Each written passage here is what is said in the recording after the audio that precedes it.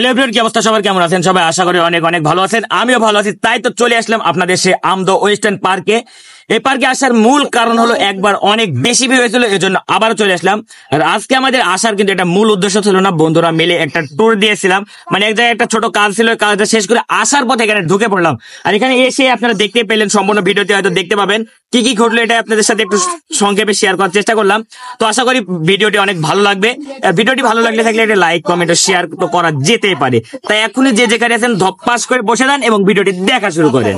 তো বন্ধুরা, আমরা কিন্তু প্রথমে কেটিএম গুলো নিয়ে চলে আসছিলাম পার্কের উদ্দেশ্যে এবং কিছুক্ষণের মধ্যে পার্কে পৌঁছে যাব। আর আজকে আছে আমার সাথে আমার সব বন্ধুগুলো, আর আনন্দ মজা কেমন হবে আপনারা তো বুঝতেই পারছেন।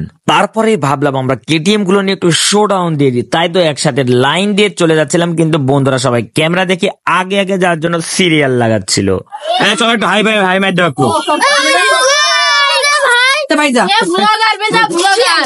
রাস্তার মধ্যে কিছু ছোট ভাই ব্রাদারদের সাথে দেখা হয়ে গেছিল, তাদের সাথে একটু চিল করে নিলাম। তারপরে আবারও আমরা চলে আসলাম এবং এর মধ্যে আপনারা দেখতে পেলেন এমন ভাবে পড়ে গেলাম সাইকেলটি নিয়ে, মানে কি আর বলবো। তারপরে পার্কের মধ্যে আবার চলে যাচ্ছিলাম, সব বন্ধুরা যখন একসাথে আসে বুঝতে তো পারছেন আমাদের বিষয়টা। তারপরে পার্কের মধ্যে যখন গেটম্যান আমাদের ঢুকতে দিল না, বললো এখন দুপুরবেলা করে ঢুকতে দেওয়া হবে না, কিন্তু আমরা লোকজন সঙ্গে করে নিয়ে এসে যেভাবে হোক ঢুকেই পড়লাম। এবার এখনকার আনন্দটা আপনারা শুধু উপভোগ করবেন।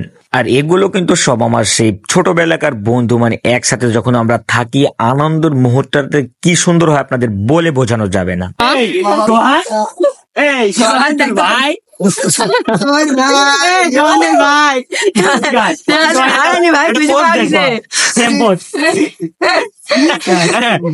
গলা খার মধ্যে দেখা দাও।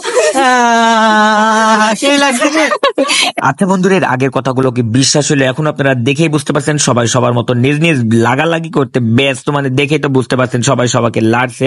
তো যাই হোক, এই ছিল আজকের এই আনন্দের ভিডিওটি। আর আনন্দের ভিডিওটি আরো রয়েছে।